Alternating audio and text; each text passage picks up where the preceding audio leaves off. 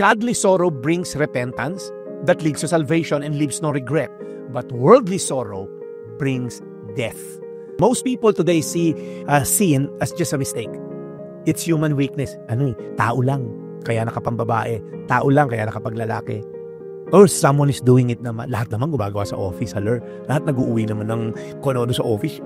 So we downplay it. White lies lang yan. Wala namang masasaktan. But the Bible presents sin as far more serious.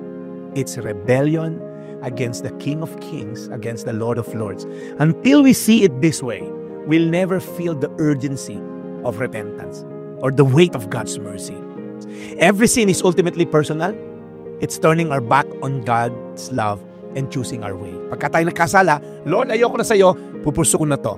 Lord, hindi ako makontento sa'yo, dito ako susunod. Lagi mo sabihin, hindi naman ako ganun kasama. Sin is defiance against God's authority. In Garden of Eden, si Adam and Eve, they weren't just eating fruits. Hello?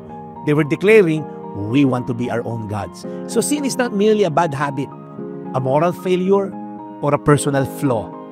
This is a cosmic treason, a deliberate act of rebellion against the rightful ruler of the whole universe. If sin is only a small thing, then why did Jesus have to die on the cross? You see, sin is not just breaking rules, it's breaking relationship. You did not just break rules, you break a relationship with the King of Kings and the Lord of Lords.